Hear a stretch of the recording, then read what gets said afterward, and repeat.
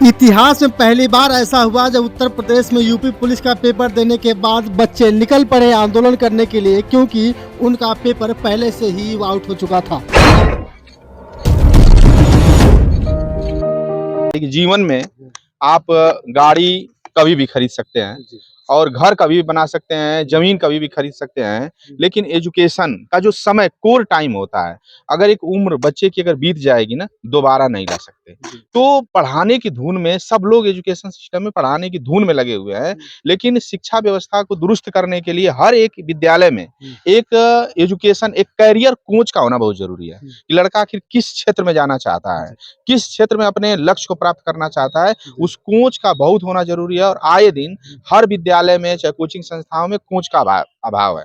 जैसे क्रिकेट के लिए कोच है, गेम टीचर कोच है, संगीत के लिए संगीत के कोच है, लेकिन करियर कोच मैंने किसी भी मतलब विद्यालय में नहीं पाया।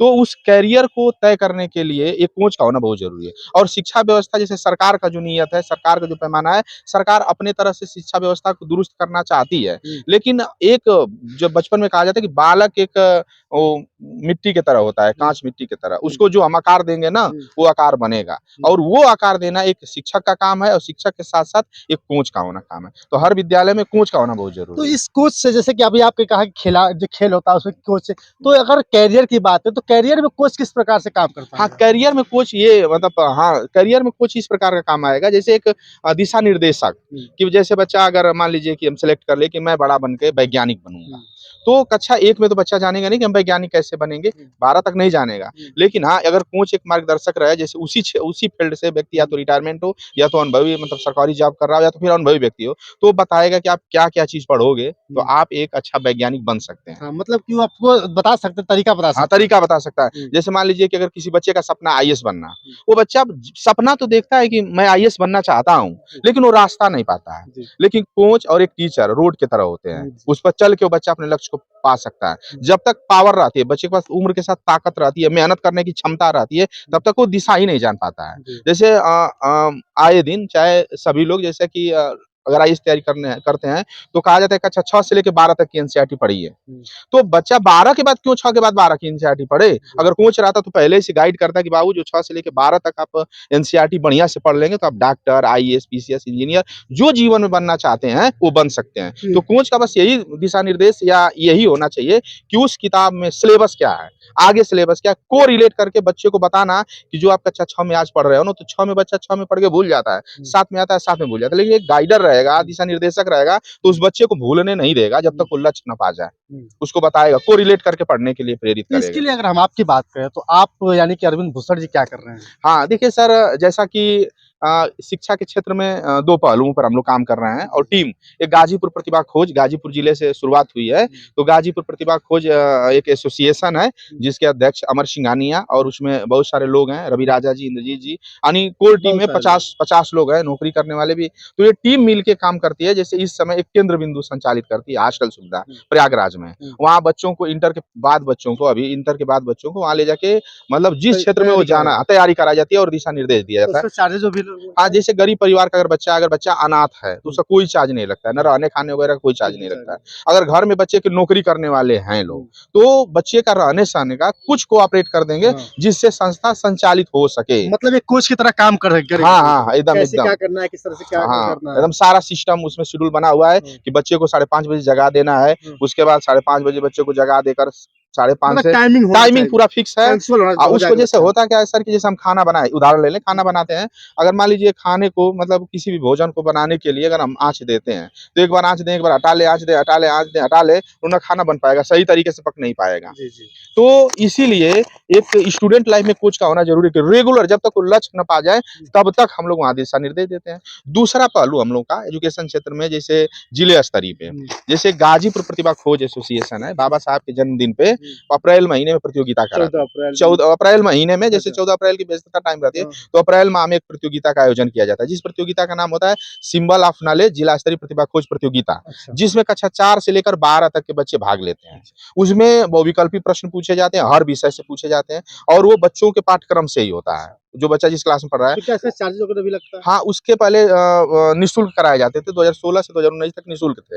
लेकिन 19 के बाद जैसे हम लोग बच्चों का फॉर्म 100 भरते थे पहले, अब बच्चे पेपर देने 30 से 40 आते थे या 20 से आते थे, तो पेपर का जो टाइप वगैरह होता था, फोटोकॉपी वगैरह, जो फोटोकॉपी वगैरह होती थी, तो उसका नुकसान जाता था, हम लोग का नुकसान जाता था। मतलब बहुत लोग सोचते थे कि भैया फ्री मिल रहा फ्री तो में कौन और जैसे कहा भी जाता है ना कि फ्री में अगर किसी को सोना भी दे दिया तो उस पे शक करेगा। करेगा? तो सिर्फ मिनिमम चार्ज 100 रुपया 2019 से और अब तक और आगे भी 100 रुपया चार्ज रखा गया है। वो मार्कशीट बनाने में, पेपर सेट उट बनाने में बच्चे का वो हो सके, और इसकी वेबसाइट है पूरा बाकायदे से रिजल्ट, ताकि बच्चे को पहले से जो गार्जियन 20,000 सालाना फीस दे रहा अच्छा, है।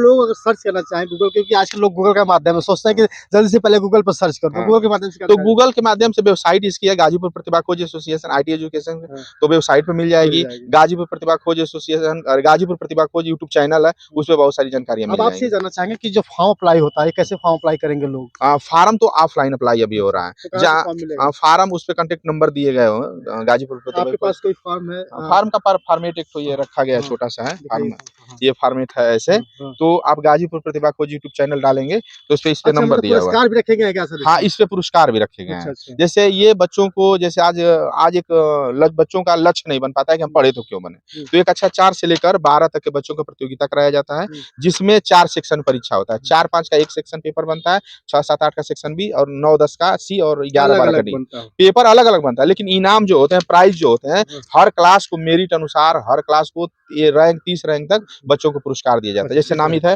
प्रथम को रेंजर साइकिल और सेकंड को पंखा दिया जाता है, फिर स्टडी लैब, स्कूली बैग और 5वां दीवार। इसके साथ मेडल और प्रशस्ति पत्र दिया जाता है। देखिए, अभी आप इसमें लिखा है स्कॉलरशिप 1 लाख रुपए, तो ये हाँ, कैसा सिस्टम है? ये जैसे कि बाबा साहब डॉक्टर भीमराव अंबेडकर जी के जब जन्म उत्सव पे, तो बाबा साहब को स्कॉलरशिप की सुविधा मिली और बाबा साहब पढ़े।